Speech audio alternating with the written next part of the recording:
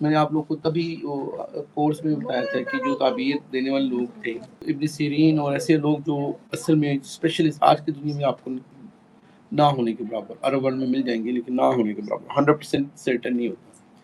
لیکن آپ کو کیا میں نے وہ مثال نہیں دی تھی کہ جو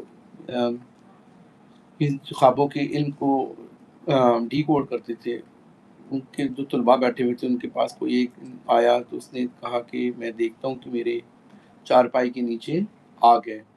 تو اس کو انہوں نے کہا کہ یہ تمہارے لیے بڑی اچھی بات ہے، اس کو اچھی باتیں بتا دیں، خوشخبری کو ملیں گی، تمہیں یہ ہوگا اور وہ ہوگا. کچھ ہی عرصے کے بعد ایک دوسرا انسان آیا انہیں اسٹوڈنٹس کے سامنے، انہوں نے کہا میں دیکھتا ہوں میری چارپائی کے نیچے آگ ہے. اس نے کہا کہ یہ تیرے لیے بہت خطرناک بات ہے، برا ہونے کا چانس ہے اور یہ ہے اور وہ ہے. اب وہ جو اسٹوڈنٹس تھے وہ پریشان ہو گئے. انہوں نے کہا کہ آپ نے یہ چیز سکھائی تھی اور آپ سیم خواب اس کا یہ بتا رہے ہیں. تو انہوں نے بتایا کہ ایک انسان سردیوں میں آیا تھا، وہ آگ اس کے لیے راحت کا سبب تھی. ایک گرمیوں کا موسم ہے، اس میں وہ جو آگ ہے وہ تو تکلیف دہ ہے. اس سے ہمیں کیا چیز پتہ چلتی ہے؟ جو میں آپ کو کہہ رہا ہوں کہ آپ نے گوگل سے کاپی کیٹ کر کے اپنا خواب نہیں نکالنا ہے.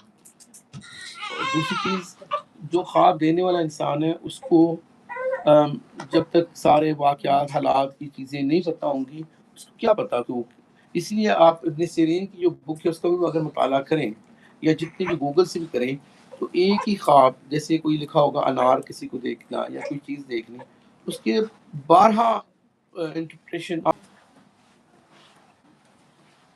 اس کا مطلب یہ ہے کہ خوابوں کے چکروں میں میرا بیٹا آپ لوگ کیوں ہلکان ہوئے جا رہے ہو؟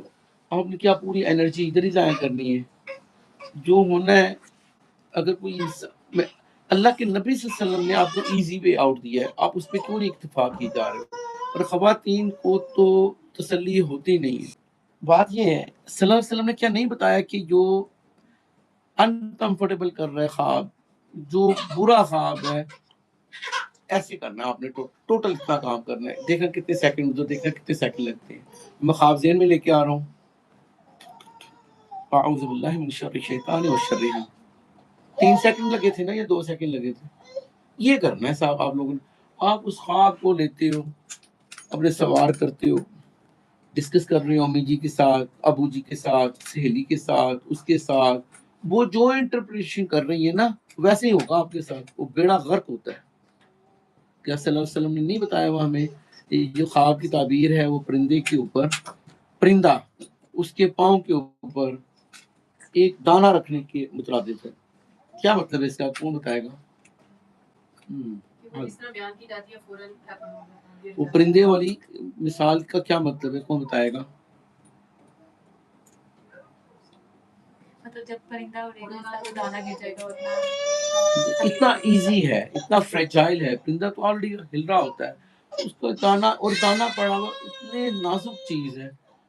تو آپ کسی جاہل سے پوچھ رہے ہو، کسی ایسے بندے سے پوچھ رہے ہو جو آپ سے ویسے ہی جیلس ہے، آپ سے آپ کی نعمتوں سے رش کر رہا ہے، حسد کر. اتنے کمپلیکیشن میں کیوں ڈال رہے ہو اپنے آپ کو؟ ایسی خواب آ چکی ہے، انکمفرٹیبل ہو رہا ہے. تو اللہ سے دعائیں کریں، ڈیل کرو اپنے اللہ سے کو، اللہ اس کو ٹال دے، صدقات دو، نوافل پڑھو، اللہ کے لوگوں کی خدمت کرو. جو ہونا ہے.